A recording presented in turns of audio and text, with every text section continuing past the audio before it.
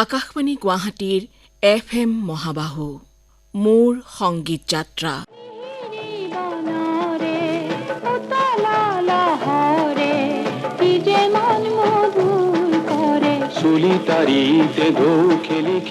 এইবাৰৰ মোৰ সংগীত যাত্ৰা অনুষ্ঠানৰ অতিথি বিশিষ্ট সুৰকাৰ তথা সংগীত পৰিচালক ভূপেন উজিৰ। শৈশৱৰ পৰাই বৈদ্যুতিক যন্ত্ৰ সংগীতৰ প্ৰতি আগ্ৰহ থকা উজিৰ ডাঙৰীয়াই পিছলৈ সংগীত পৰিচালক হিচাপে বিশেষ আসন দখল কৰে। বিভিন্ন ঘাত প্ৰতিঘাতৰ মাজেৰে পাৰ হৈ অহা তেখেতৰ সংগীত জীৱনৰ কথাৰে সজাই তোলা হৈছে মোৰ সংগীত যাত্ৰা। আজি এয়া ৪ৰ্থ খণ্ড।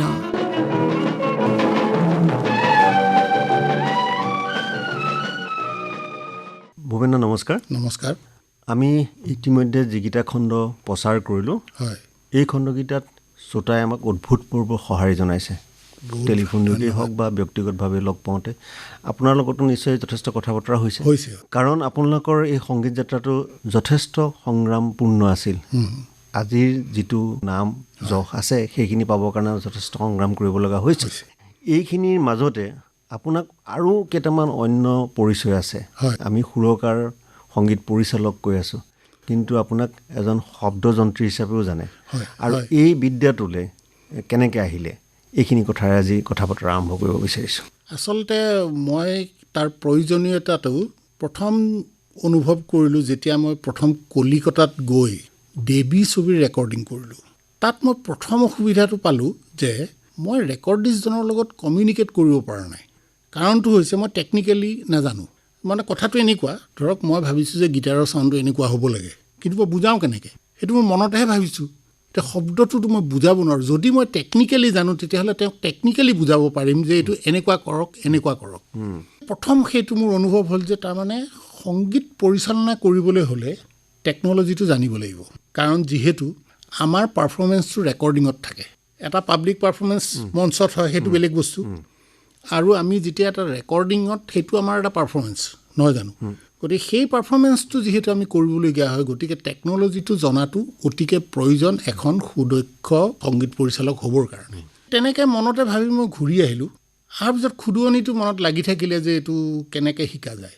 ইয়াৰ দ্বিতীয় ৰেকৰ্ডখন আচলতে মই ৰেকৰ্ডিংটো কৰিছিলোঁ কলিকতাত সমৰ হাজৰিকাৰ পাল তুলি দিলোঁ বুলি এখন EP ৰেকৰ্ড।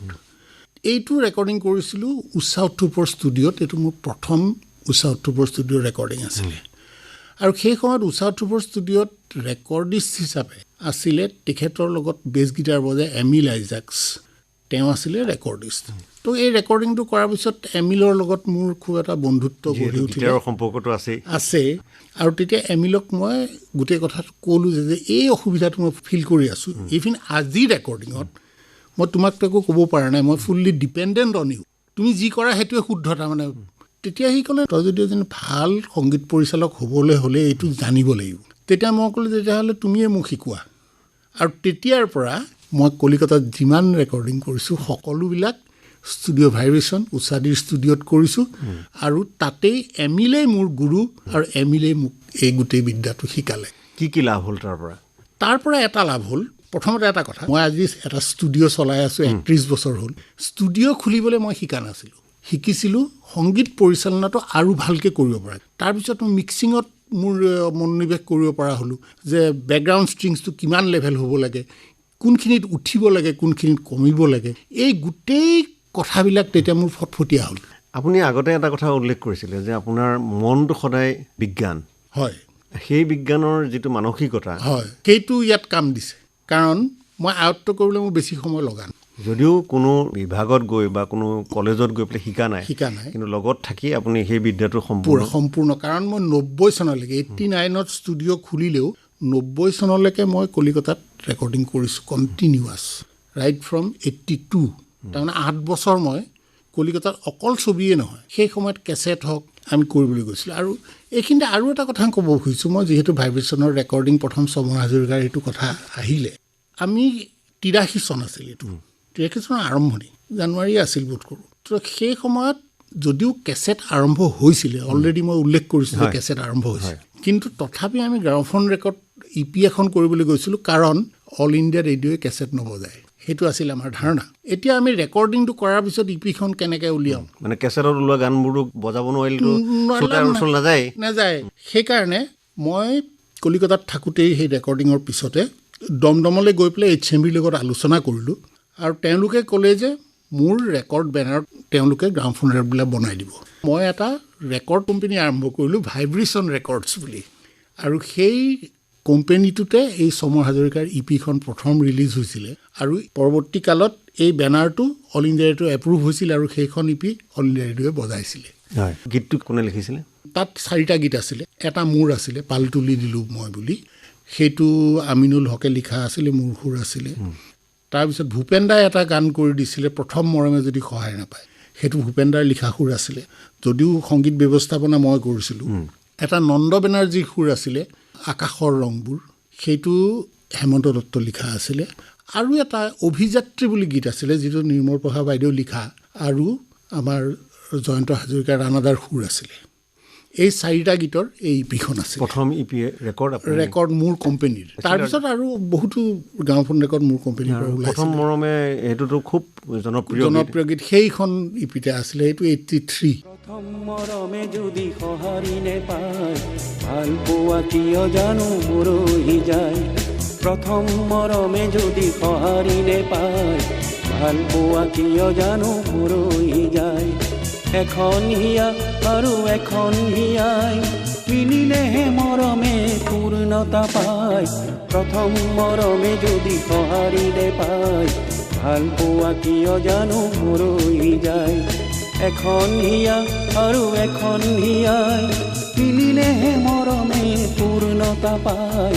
প্ৰথম মৰমে যদি সঁহাৰি নেপায়, ভাল পোৱা কিয় জানো মৰহি যায়।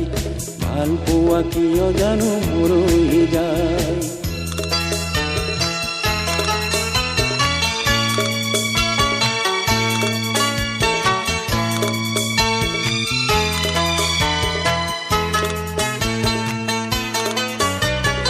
যৌৱন প্ৰভাত বেলাতে তোমাক দেখিছিলোঁ হঠাতে। যৌৱন প্ৰভাত বেলাতে তোমাক দেখিছিলোঁ হঠাতে। প্ৰথম চাৱনিতে কি যে হ'ল, তুমি জানো গমকে কোৱা নাই। প্ৰথম চাৱনিতে কি যে হ'ল, তুমি জানো গমকে কোৱা নাই। প্ৰথম মৰমে যদি সঁহাৰি নেপায়, ভাল পোৱা কিয় জানো মৰহি যায়। এখন হিয়া আৰু এখন হিয়াই মিলিলেহে মৰমে পূৰ্ণতা পায়। প্ৰথম মৰমে যদি সঁহাৰি নেপায়, ভাল পোৱা কিয় জানো মৰহি যায়। ভাল পোৱা কিয় জানো মৰহি যায়।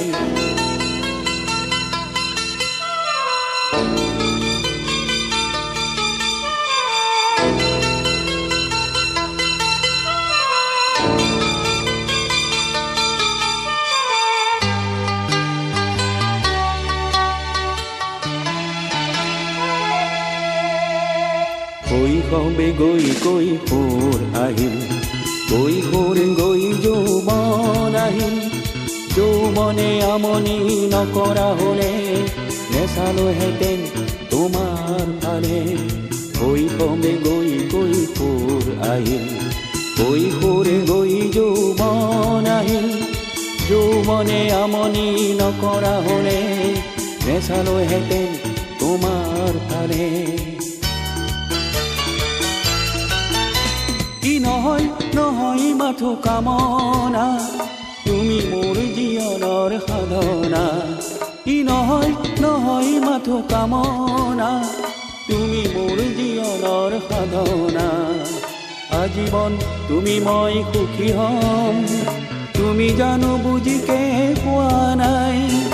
আজীৱন তুমি মই সুখী হ'ম, তুমি জানো বুজিকে পোৱা নাই। প্ৰথম মৰমে যদি সঁহাৰি নেপায়, ভাল পোৱা কিয় জানো মৰহি যায়। প্ৰথম মৰমে যদি সঁহাৰি নেপায়, ভাল পোৱা কিয় জানো মৰহি যায়। এখন হিয়া আৰু এখন হিয়াই মিলিলেহে মৰমে পূৰ্ণতা পায় প্ৰথম মৰমে যদি সঁহাৰিলে পায় ভাল পোৱা কিয় জানো মৰৈ যায় ভাল পোৱা কিয় জানো মৰৈ যায় ভাল পোৱা কিয় জানো মৰৈ যায়। এতিয়া আমি আকৌ অন্য এটা বিষয়লৈকে আহিব বিচাৰিছোঁ। তাৰপিছত আপোনাৰ সংগীত যাত্ৰাই বেলেগ ধৰণৰ এটা গতি আৰম্ভ কৰিলে। কেইবাখনো চিনেমাত আপুনি সংগীত পৰিচালনা কৰিবলৈ সুবিধা পালে। কেনেধৰণে আহিলে খবৰবিলাক? প্ৰথমটো দেৱী ৰিলিজ হোৱাৰ পিছত, আৰু দেৱীত যিহেতু মই প্ৰথম শ্ৰেষ্ঠ সংগীত পৰিচালকৰ বঁটাও পালোঁ। দেৱী ৰিলিজ হৈছিলে 84। তাৰপিছতে মোৰ ওচৰলৈ জন্স মহলীয়া আহিছিলে বহাগৰ দুপৰীয়াৰ বাবে। তাৰপিছত নৰেশ কুমাৰৰ জীৱন সুৰভিৰ সংগীত পৰিচালনা কৰিবলৈ মই সুবিধা পালোঁ। এইজন মানুহেও মোক যথেষ্ট মানে প্ৰফেশ্যনেল দিশটো মোক শিকালে। আচলতে তেওঁ আপোনাক জানি পেলাই আহিছিলে নে? নহয়, ছবিখন আচলতে প্ৰথমতে মোৰ সংগীত নাছিলে, অসমৰ বেলেগ এগৰাকী স্বনামধন্য সংগীত পৰিচালকৰ আছিলে। আৰু তেওঁ এমাহৰ আগতে আহি পেলাই তেখেতক ছিকুৱেঞ্চ দি থৈ গৈছিলে। পিছত মোক কোৱা কথা এইখিনি দেই। তেখেতে এমাহৰ পিছত আহি পেলাই যেতিয়া সুধিলে যে গান হ'লনে নাই, তেওঁ ক'লে গানটো হোৱা নাই। নৰেশ কুমাৰে বেয়া পালে। তেখেতে ক'লে যে মই এমাহৰ আগতে বম্বেৰ পৰা আহি আপোনাক ছিকুৱেঞ্চ কিয় দিছিলোঁ তেতিয়াহ'লে। মানে তেওঁলোকৰ সেই 83 চনত বা 84 চনতে তেওঁলোকৰ সেই প্ৰফেচনেলিজিম সাংঘাতিক আছে, যিটো আমাৰ ইয়াত খুব ইমান আমি লাহে লাহে আৰু তো তেখেতে সুধিলে যে এসপ্তাহৰ ভিতৰত হ'বনে গানকেইটা। তেতিয়া ক'লে যে ইমান টাইম বাউণ্ড মই কৰিব নোৱাৰিম বুলি ক'লে।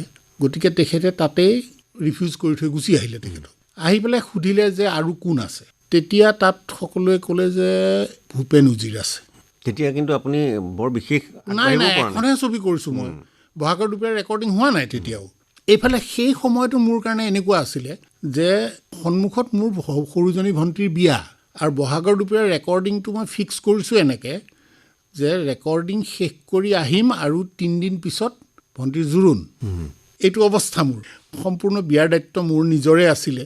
মই মানে ঘৰত গান কৰিবলৈ মোৰ পৰিৱেশ নাই। গতিকে মই নিজে উলুবাৰীত এখন হোটেলত থাকোঁ ৰাতি, আৰু তাতে গানবিলাক কৰি আছোঁ। আকৌ তাৰ ওপৰত নৰেশ কুমাৰে আহি কৈছে ছবিখন তুমি কৰি দিব লাগে ইমিডিয়েটলি। তো মই ষ্ট্ৰেইটলি ৰিফিউজ কৰি দিলোঁ তেখেতক যে নাই মই নোৱাৰিম। কাৰণ আৰু পৰিস্থিতিটো মই বুজাই দিলোঁ, মোৰ এই কথা, মই ভণ্টিৰ বিয়া, এখন ছবিৰ ৰেকৰ্ডিং ফিক্স হৈ আছে, সেইখন ছবিৰে গান মোৰ কমপ্লিট হোৱা নাই। গতিকে মই আৰু এখন ছবি এটা ল'ব নোৱাৰোঁ ইমিডিয়েটলি। মই পাৰিম, এমাহৰ পিছত পাৰিম। তেওঁ কৈছে নাই এমাহ মই ৰ'ব নোৱাৰোঁ। আৰু তেখেতে মোৰ মাজত কিবা এটা বিচাৰি পাইছিলে। হঠাৎ তেওঁ কৈ দিলে না তুমি পাৰিবা। ইমান দৃঢ়ভাৱে তেখেতে ক'লে, মই নিজে আচৰিত হৈ গ'লোঁ। আৰে তেখেতে মোৰ ওপৰত ইমান কনফিডেঞ্চ কেনেকৈ পালে? তাৰপিছত তেখেতে ক'লে নাই তোমাৰ কথাৰ পৰা বুজিছোঁ যে ইউ আৰ কেপেবল। কৈছে ইমিডিয়েটলি তুমি ফোন কৰা, 2 দিন ৰেকৰ্ডিং এক্সটেণ্ড কৰা বহাগৰ দুপৰীয়াৰ লগত। তাৰপিছত তাৰ পৰাই ফোন লগাই দিলে ষ্টুডিঅ' ভাইব্ৰেশ্যন। মই ক'লোঁ এনেকৈ 2 দিন এক্সটেণ্ড হ'ব পাৰে নেকি? কেলকাতাৰ পৰা ক'লে যে হ'ব, আৰু 2 দিন দি দিলে। তো মোৰ ৰেকৰ্ডিং বুক হৈ গ'ল, কিন্তু গানো নাই, একো নাই, ছিকুৱেঞ্চ নাজানো, একো নাজানো মই। তেতিয়া নৰেশ কুমাৰে মোক সুধিছে তোমাৰ গীত কোনে লিখিব? মই ক'লোঁ মইতো হেমন্ত দাক খুব ভাল পাওঁ, আৰু গতিকে হেমন্ত দত্তই মোৰ গানবিলাক লিখিব। ক'লে তেখেতক সোধা তুমি শ্বিলঙলৈ যাব পাৰিব নেকি? মই আকৌ এটা আচৰিত কাণ্ড পালোঁ, এইটো কি হ'ল? তাৰপিছত তাৰ পৰাই লেণ্ডলাইন ফোনহে, আৰু তেতিয়া ফোন কৰিলোঁ। হেমন্ত দাই ক'লে পাৰিম দিয়া, মই ফ্ৰী আছোঁ। তো আবেলি 4টা বজাত আমি নৰেশ কুমাৰ, মই, হেমন্ত দা আৰু লগত ব্ৰজেন বৰা সেইখনৰ এছিষ্টেণ্ট ডাইৰেক্টৰ আছিলে আৰু এক্টৰো আছিলে।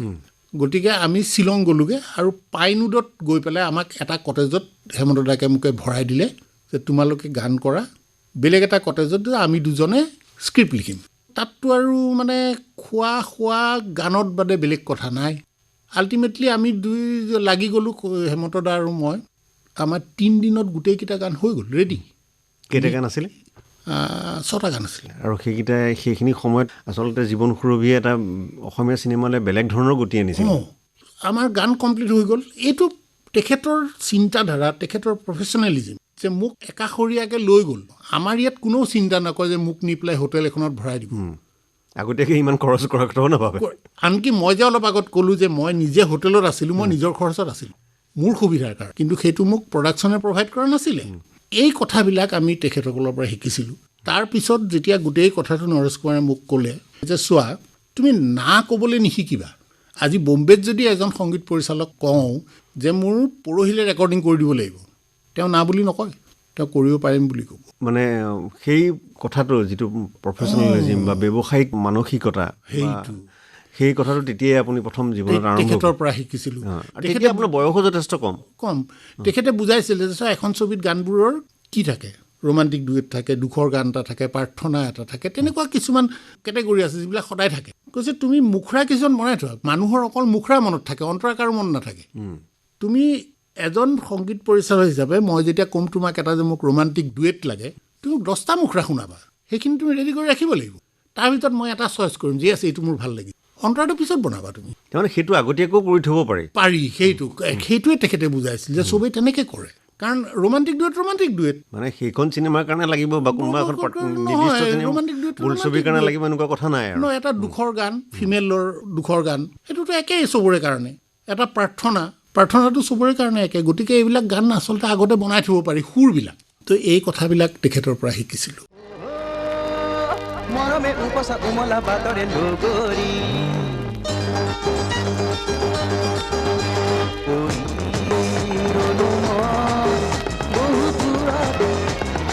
অকলে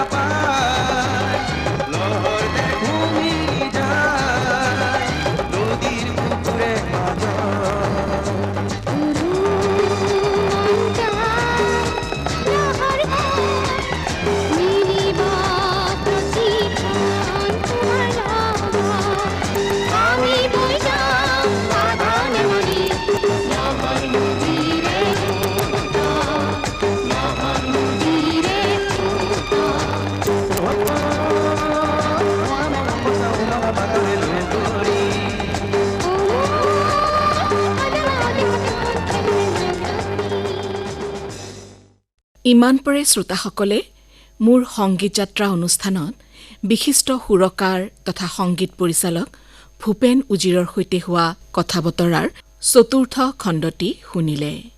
অংশ ল'লে সঞ্জয় গোস্বামীয়ে। ৰুণামণি বৰাৰ সহযোগত অনুষ্ঠানটি প্ৰযোজনা কৰিলে সঞ্জয় গোস্বামীয়ে।